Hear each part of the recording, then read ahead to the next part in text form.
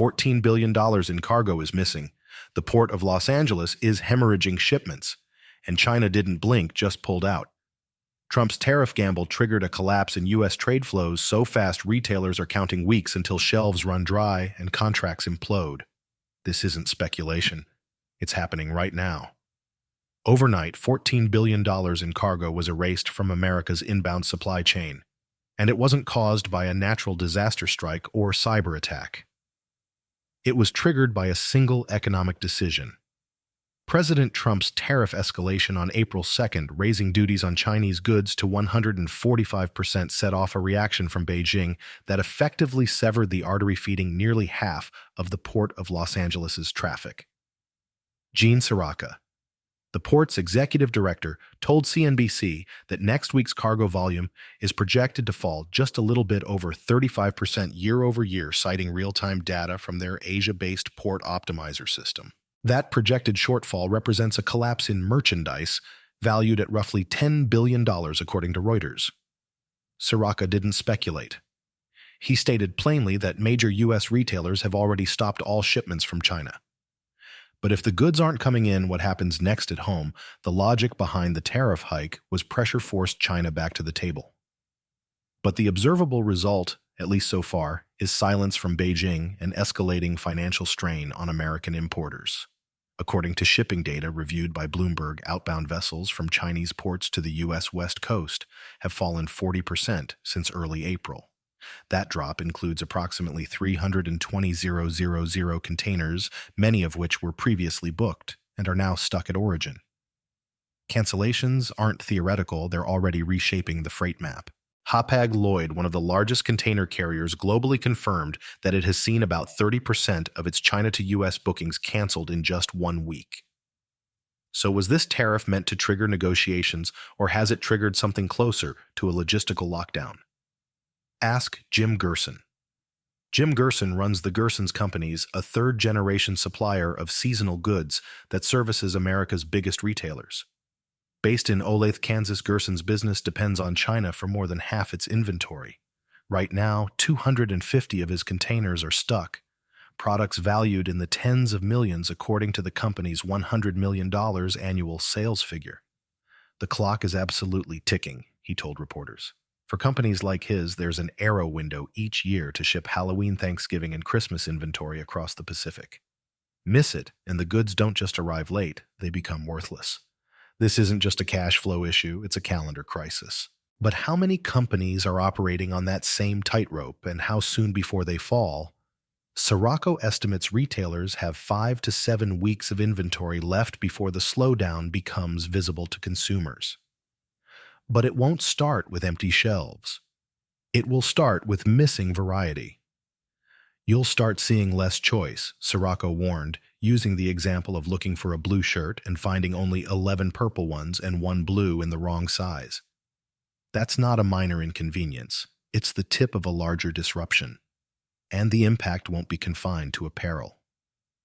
Retailers like Walmart and Target have already alerted the Trump administration that shoppers could face higher prices and limited selection by mid-May. According to a Bloomberg survey, U.S. imports are now forecasted to decline at a 7% annualized rate for the second quarter of 2025, the sharpest drop since COVID. So what happens when the back-to-school season arrives and the warehouses are still waiting? Jay Foreman, CEO of Basic Fun, a toy supplier that generates $200 million annually and relies on China for 90% of its inventory, didn't hedge his words. He called the current tariff freeze a de facto embargo. For now, his customers are holding orders, but if the tariffs remain at this level, he expects cancellations. This is the early phase where the impact is still manageable, but each passing week increases the financial pressure. His warning. There's a couple weeks then it really starts to hurt. The damage isn't speculative, it's accelerating. According to tracking compiled by Bloomberg, China to U.S. container volume has dropped by about a third since early April. But the question isn't whether shipments have slowed, it's whether they'll restart in time to salvage the peak retail calendar. Even if tariffs are lifted tomorrow, the freight system might not be able to snap back. Lars Jensen, CEO of Vespucci Maritime, warns that reopening trade flows after a hard stop doesn't restore normalcy, it creates bottlenecks. Ports are designed for stable flows. Not the off-again, on-again volume shifts, Jensen explained. During COVID, similar disruptions sent container prices soaring and left goods stranded for weeks offshore. That cycle could repeat, but with one critical difference. This freeze isn't caused by labor shortages or global health protocols. It's triggered by government policy, and the longer the standoff lasts, the greater the backlog when it ends. But if companies can't count on political stability in trade, will they keep betting on the same routes? While retailers brace for price hikes and consumers prepare for leaner choices, the freight sector is already feeling the hit. April saw 80 canceled sailings from China to the United States, up 60% from the worst months of the pandemic, according to veteran shipping analyst John McCown. This is no longer just a trade dispute. It's a hemorrhage. Judah Levine, head of research at Freightos, said carriers are now slashing capacity to prevent freight rates from cratering. The strategy may shield pricing temporarily, but it comes at a cost: fewer jobs, idle vessels, and mothballed routes. And while some companies are pivoting to Southeast Asia, the infrastructure there isn't ready to absorb China's volume overnight. As Bloomberg's latest shipping data shows, the shift is real, but uneven and incomplete. So if the US-China corridor remains frozen, can the freight industry survive on fragments? When ports stall, it's not just retailers losing profits, it's workers losing paychecks. The slowdown triggered by Trump's April tariff hike is already bleeding into the broader labor market. According to Torsten Slok, chief economist at Apollo Global Management, reduced Chinese imports could set off COVID-like disruptions with layoffs, first hitting trucking, logistics, and retail. The World Trade Organization forecasts up to an 80% drop in goods traded between the United States and China under current conditions. Meanwhile, Bloomberg's latest projections show U.S. imports are expected to fall at a 7% annualized rate in Q2, the sharpest contraction since early 2020. While Treasury Secretary Scott Bessent calls the situation unsustainable, there's still no deal in sight. This isn't just a container issue, it's a chain reaction across the working economy. But if this freeze becomes the new normal, what does that mean for inflation and for consumer trust? Let's step back, because this isn't theoretical anymore.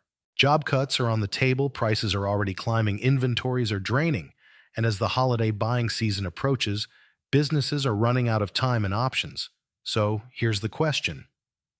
If the US-China standoff holds through summer, who pays the bigger price, Beijing or Main Street America? Drop your take in the comments. The next numbers might force a rethink. US importers are scrambling to reroute orders through Southeast Asia, but scale is the limiting factor.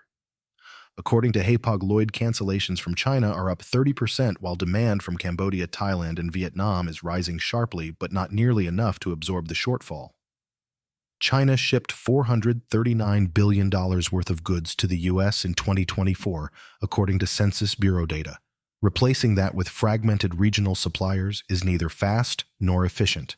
Judah Levine at Freightos warns of a whiplash effect if a sudden rebound follows this slowdown, pointing to overloaded ports and inflated freight rates similar to the post-COVID chaos. And Southeast Asia lacks the infrastructure to move massive volumes at scale without delays or quality compromise. So are these alternatives really strategic shifts, or are they emergency stopgaps waiting to crack for U.S. retailers? This isn't just about where goods come from. It's about when they get here. March through May is the shipping window for back-to-school and holiday merchandise. Miss that and shelves stay empty through Q4. Jay Foreman, CEO of toy manufacturer Basic Fun, says his company is entering a critical stretch. We're in a period where the damage is manageable, but every week the damage level is going to increase. His firm sources 90% of products from China and sells to Walmart and Amazon.